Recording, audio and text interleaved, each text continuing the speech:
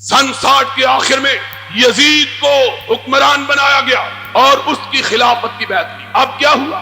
جب یزید کی بیعت کے لیے سارے شہروں کے گورنروں کو مراسلہ آیا تو مدینے کے گورنر کو بھی آیا۔ اس نے شہر کے جو سربراہ بردہ لوگ ان کو یزید کی خلافت کے لیے بلایا۔ ان میں حضرت حسین بھی تھی، حضرت صدیق اکبر کے بیٹے حضرت عبد الرحمن بھی تھے، اور حضرت عمر کے بیٹے حضرت عبداللہ ابن عمر بھی تھے، اور بعض روایات کے مطابق ان میں حضرت زبیر کے بیٹے حضرت عبداللہ ابن زبیر بھی تھے، لیکن صحیح روایت یہ ہے کہ وہ پہلے ہی مدینے سے رخصت ہو چکے۔ ان سے کہا گیا کہ یزید کی بیعت کرو۔ حضرت حسین نے اجازت چاہی، گورنر کو کہا کہ دیکھو ابھی ابھی ہمیں امیر معاویہ کی وفات کی خبر ہوئی، یزید کے حکمران بننے کی اطلاع ہوئی ہے، ابھی ہم کو غور و فکر کی اجازت دو، ہم سوچ سمجھ کے بتلائیں۔ اس نے کہا نہیں، میں مہلت نہیں دے سکتا۔ حضرت حسین نے کہا مجھے صبح تک مہلت چاہیے۔ اس نے صبح تک مہلت دی۔ حضرت حسین رضی اللہ تعالی عنہ نے رات کی تاریکی سے فائدہ اٹھا کر مدینے سے کوچ کر آپ مکہ مکرمہ آ گئے۔ اس زمانے میں اونٹوں پہ لوگ سفر کرتے۔ حضرت حسین کے مکہ مکرمہ میں پہنچنے کی خبر کوفہ کے لوگوں کو ملی۔ حضرت معاویہ کی وفات کے بعد یزید کے دور حکومت کا جب آغاز ہوا، حضرت حسین جھک کر مدینہ طیبہ سے نکل کر مکہ مکرمہ کی طرف آئے۔ کوفہ کے لوگوں کو علم ہوا، وہی کوفہ کے لوگ جو حضرت علی کے پارٹی کے لوگ تھے۔ انہوں نے جناب حسین کی خدمت میں خط لکھے، حسین تم نے بہت اچھا کیا، یزید کی بیعت نہیں کی، آؤ ہم تیرے باپ کی پارٹی کے لوگ تجھ کو بلاتے ہیں کہ آؤ ہمارے پاس آ جاؤ، ہم تجھ کو اپنا حکمران مان لیں۔ خط پہ خط آنے لگے، ہر روز خط۔ ایک دن اتنے خط آئے کہ شیعہ مورخ مفید نے لکھا ہے کہ حضرت حسین کی بوری بھر کے اتنے خط آئے ہر روز کہ آ جائیے ہمارے پاس آ جائیے، ہم آپ کو اپنا حکمران ماننے کے لیے تیار۔ آخر کار 18,000 کے قریب خط آئے حضرت حسین۔ حضرت حسین نے سوچا کہ یہ لوگ اتنا مجبور کر رہے ہیں، چلنا چاہیے۔ ساتھیوں نے مشورہ دیا کہ خود نہ چلیے، پہلے کسی کو اپنا نمائندہ بنا کے بھیجیے کہ حالات تو دیکھیں حالات کیا۔ حضرت حسین نے اپنے تایا کے بیٹے حضرت عقیل جو حضرت علی کے بڑے بھائی تھے 10 سال بڑے، ان کے صاحبزادے مسلم ابن عقیل کو کوفہ میں بھیجا کہ جاؤ جا کے حالات کا پتہ کرو، حالات کیا۔ بات لمبی ہو جائے گی۔ مسلم ابن عقیل بھی نوجوان آدمی تھا، کوفہ کے لوگوں کے جذبات دیکھے، ان کے بہلاوے میں آگے حسین کو خط لکھا، حسین انتظار نہ کرو، فصل پک کے تیار ہو چکی ہے، کاٹنے والے کا انتظار، جلدی سے آ جاؤ۔ اب ذرا جو بات بتلانا چاہتا ہوں وہ سن لو۔ جب حضرت حسین نے کوچ کا اعلان کیا مکہ مکرمہ سے، اس دن ذی الحجہ کی 8ویں تاریخ، ذی الحجہ کی کتنی تاریخ تھی؟ 8ویں تاریخ۔ اور کوئی حاجی یہاں موجود ہوگا، اس کو پتا ہے 8ویں ذی الحجہ کو کیا ہوتا ہے؟ 8ویں ذی الحجہ کو یہ ہوتا ہے کہ مکے میں جو حاجی گئے ہوتے ہیں وہ حج کا احرام باندھتے ہیں اور مینا کی طرف احرام باندھ کے نکلتے ہیں۔ حج کے دن کا پہلا دن کون سا ہوتا ہے؟ 8 ذی الحجہ۔ 8 ذی الحجہ کو جب لوگ احرام باندھ کے مینا کی طرف جا رہے تھے، حضرت حسین نے اپنے قافلے کو لیا اور کوفہ کی طرف روکی۔ لوگوں نے پوچھا حسین لوگ حج کے لیے جا رہے ہیں، تم کہاں جا رہے ہو؟ فرمایا مجھ کو میرے باپ کے شیعہ نے بلایا ہے، میں کوفہ میں جا رہا ہوں۔ حضرت عبداللہ ابن عباس جو حضرت حسین کے چچا تھے، حضرت علی کے چچا کے بیٹے، ان کو پتا چلا حضرت عبداللہ ابن عباس ان کو 3 مقام حاصل ہیں۔ ایک یہ کہ حسین کے چچا، دوسرا یہ کہ یہ وہ شخصیت گرامی ہے جن کا نام لے کے نبی نے ان کے لیے دعا کی ہے، اللہم علمہ القرآن وفقہہ فی الدین، اللہ عبداللہ ابن عباس کو دین کی سمجھ عطا فرما۔ تیسرا یہ حضرت علی کی فوجوں کے کمانڈر ان چیف رہے۔ 3 حیثیتیں۔ عبداللہ ابن عباس کو پتا چلا، بھاگے ہوئے آئے، حسین کی اونٹنی کی مہار تھام لی۔ فرمایا حسین کہاں جا رہے ہو؟ کہا کوفے کے شیعوں نے بلایا ہے۔ فرمایا جن شیعوں نے تیرے باپ سے وفا نہیں کی، تجھ سے وفا کیسے کریں گے؟ نہ جاؤ، حسین جانا ہے تو کسی اور جگہ جاؤ۔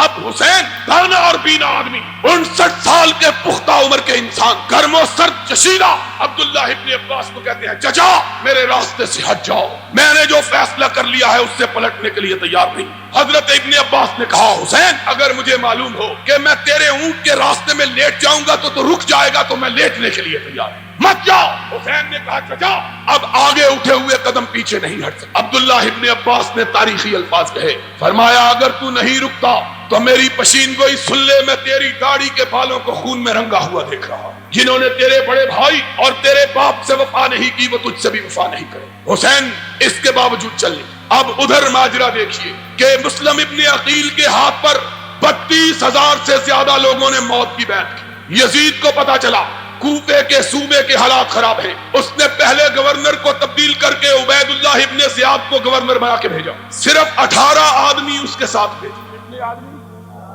عبداللہ ابن عبید اللہ ابن زیاد این اس زمانے میں جبکہ کوفہ کی ہر گلی، ہر بازار اور ہر گھر میں حسین کے نعرے لگ رہے تھے، ان دنوں میں صرف 18 سپاہیوں کے ساتھ عبید اللہ ابن زیاد نے کوفے میں قدم رکھا۔ اس زمانے میں عربوں کا دستور یہ تھا کہ پرانے پنجابیوں کی طرح سفر کرتے ہوئے اپنے چہرے پہ ٹھاٹھا باندھ کے رکھتے، جس طرح ہمارے دیہاتوں میں دیہاتی لوگ سفر کرتے ہوئے اپنی پگڑی کا پلو اپنے منہ پہ باندھ لیتے ہیں، اسی طرح عربوں کا دستور تھا کہ چہرے پہ گرد و غبار نہ پڑے۔ عبید اللہ ابن زیاد اپنے چہرے پہ ٹھاٹھا باندھے کوفے کے بازاروں میں داخل ہوا۔ لوگوں کو حسین کا انتظار تھا، انہوں نے سمجھا حسین آ گیا ہے، سارا کوفہ نکل کے باہر آ گیا۔ جہاں سے گزرتے لوگ کہتے السلام علیکم یا ابن رسول اللہ، رسول کے بیٹے تجھ کو سلام دو۔ انہوں نے سمجھا حسین آیا۔ جب تک عبید اللہ ابن زیاد اپنے گورنر ہاؤس میں پہنچے 32,000 کے قریب کوفی جمع ہو چکے تھے۔ حضرت مسلم ابن عقیل کو پتا چلا، وہ بھی بھاگے ہوئے آئے کہ حسین آ گیا۔ ان کو تو پتا نہیں کون آیا۔ گورنر ہاؤس کے پاس جا کر مسلم ابن عقیل پاس، ان کے ساتھی پاس، عبید اللہ ابن زیاد نے اپنے چہرے سے اپنے کپڑے کا پلو ہٹایا۔ لوگوں نے دیکھا کہ حسین کی جگہ عبید اللہ ابن زیاد آ گیا ہے۔ اب عبید اللہ ابن زیاد نے گھور کے دیکھا 32,000 شیعہ، صرف 18 سپاہی تھا، اور پلٹ کے کہنے لگا کہ جان عزیز ہو ابھی پلٹ جائے، وگرنہ کبریائی کی قسم میں تمہاری بیویوں کو بیوہ اور تمہارے بچوں کو یتیم کر دوں گا، پلٹ جاؤ۔ اب ذرا سوچنے کی بات ہے، 18 سپاہی، اور وہ زمانہ نہیں تھا کہ پولیس والوں کے پاس جیپیں، بندوقیں اور سٹین گنیں اور آنسو گیس کے آلات اور لوگ بیچارے نہتے، بلکہ وہ زمانہ وہ تھا کہ پولیس والوں کے پاس بھی تلواریں اور عام لوگوں کے پاس بھی، دونوں کے پاس تلواریں۔ لیکن کوفے والوں کا حال پنجاب کی اس بستی کا سا تھا جس بستی میں ایک چور ایک ڈانگ لے کے آ گیا، پوری بستی والوں کو آگے لگا لیا، آگے بستی والے پورے بھاگ رہے، پیچھے اکیلا چور بھاگ رہا۔ صبح کو لوگوں نے پوچھا اور تمہاری مت ماری گئی ہے، تمہیں کیا ہو گیا؟ کہنے لگے کیا کرے، ہم سارا گاؤں اکیلے اور چور اور لاٹھی 2 جنے تھے۔ یہ کوفے کے لوگوں کا حال، 18 سپاہی، 32,000 جوان، 18 کو دیکھ کے لوگوں نے کھسکنا شروع کیا۔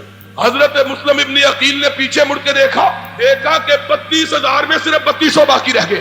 کہا پکڑ لو اس گورنر کو، اس کی بوٹیاں اڑا دو، پکڑ لو۔ عبید اللہ ابن زیاد نے کہا کسی کی ماں نے بچہ جنا ہو تو آگے بڑھ کے تو دکھائے۔ یہ کہنے کی دیر تھی کہ عبید اللہ ابن زیاد نے یہ لفظ نکالے، مسلم ابن عقیل نے دیکھا کہ صرف 32 آدمی ساتھ رہ گئے۔ اب ذرا اور آگے بڑھے، جاؤ الارشاد شیخ مفید کی، اعلام الورا تبرسی کی، الفصول المہمہ ابن سباق کی، کشف الغمہ اربلی کی، تمہاری کتابیں اٹھاؤ، کوئی مقابلہ، کوئی لڑائی نہیں ہوئی۔ تھوڑی دیر گزری، مسلم ابن عقیل نے دیکھا کہ تنہا تنہا کوفہ کے بازاروں میں کھڑا ہے، کوئی ساتھ باقی نہیں بچا۔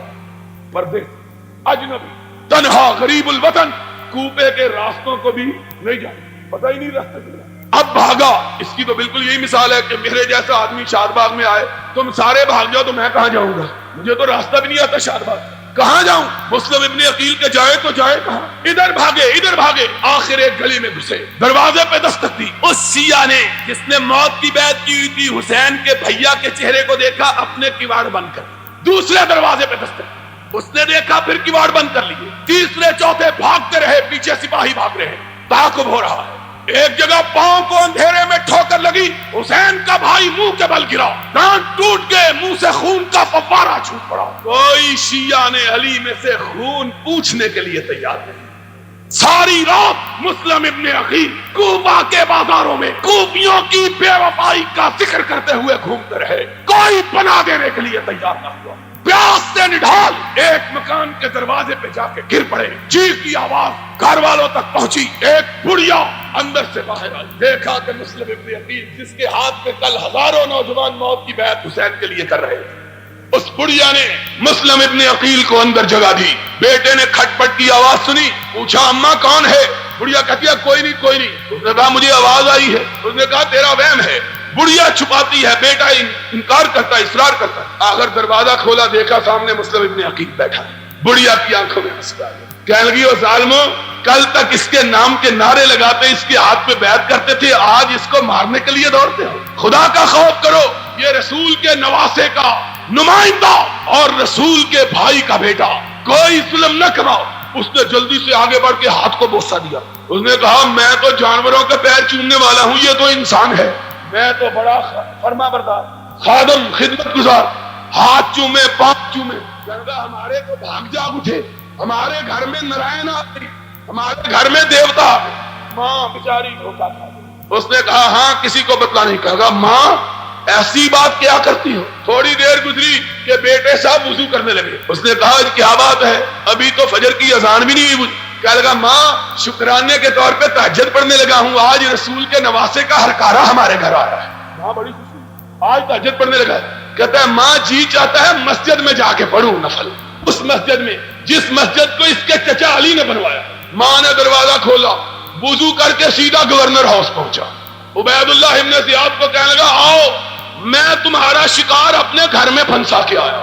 ان کی حالت حضرت مسلم ابن عقیل شہید ہوئے۔ قافلہ حسین مکہ سے رخصت ہو چکا ہے، چند منزل فاصلہ طے کیا۔ حسین کو خبر ہوئی مسلم ابن عقیل اس طرح بے یار و مددگار، بے کسی اور بے بسی کی موت مارے گئے ہیں۔